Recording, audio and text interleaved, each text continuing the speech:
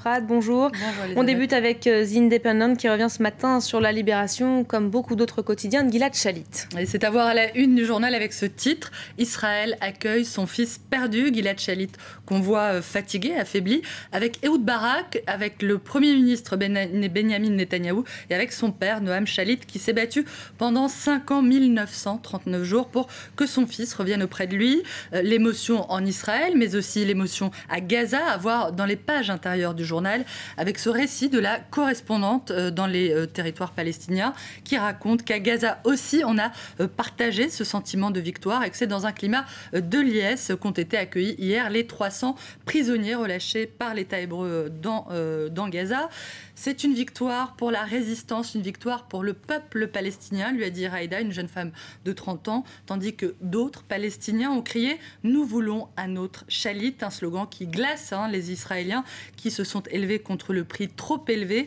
de cet échange. Gaza en liesse donc, et plus particulièrement chez les familles des prisonniers dont certains viennent de passer plus de 30 ans en détention. Alors du coup, The Independent s'interroge toujours ce matin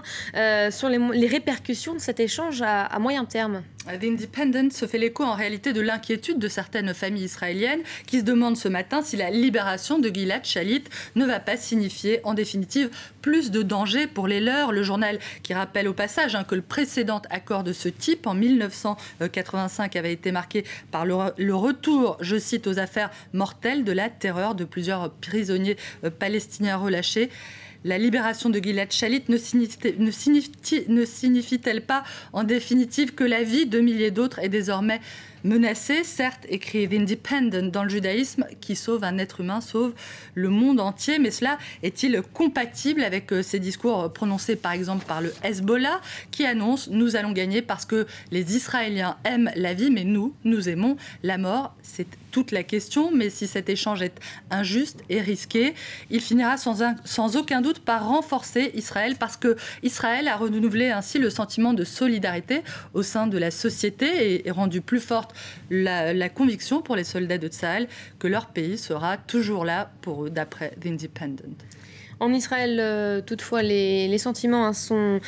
mélangés entre joie et amertume, c'est à lire dans Haaretz notamment. Et le quotidien de gauche israélien évoque ce matin ce qu'il considère comme l'échec en réalité des forces de sécurité de l'armée israélienne qui, malgré deux grandes opérations à Gaza, l'opération Pluie d'été en 2006 et l'opération Plomb durci en 2009, donc malgré ces opérations, Tsahal n'est jamais parvenu à récupérer Gilad Shalit, ni Tsahal ni les services de renseignement du Shin Bet, qui n'a jamais été capable non plus de déterminer où se trouvait Gilad Shalit exactement. Alors, à voir également ce matin dans la presse, il y a la grève de la faim de ce blogueur égyptien qui en est aujourd'hui à son 57e jour. Le jeune homme de 26 ans qui vient d'envoyer une lettre où il dit qu'il préfère mourir de faim que de laisser, je cite, une bande de criminels nazis penser qu'ils ont réussi à entraver sa liberté. Michael Nabil Sanad, qui se réfère aux militaires qui l'ont arrêté pour insulte à l'armée égyptienne, ce qu'il a dit, c'est qu'il était contre le service militaire et que l'armée n'avait jamais été du côté du peuple égyptien, ce qui lui a valu une condamnation à 3 ans de prison.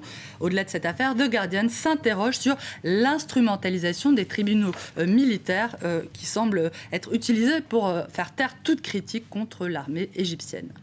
Et puis il est toujours largement question ce matin dans la presse espagnole de la possibilité qu'ETA, le groupe séparatiste basque, rende prochainement les armes.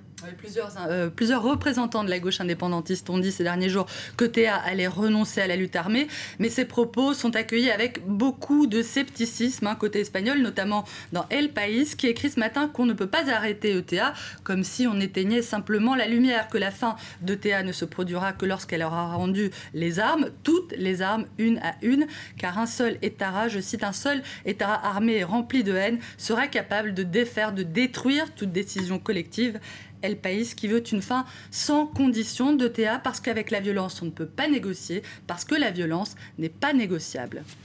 Merci beaucoup Hélène, c'est la fin de cette revue de presse internationale et vous restez avec nous à suivre dans un instant le journal de l'économie. Paris et Madrid sont plus que jamais sous pression. Moody's a effectué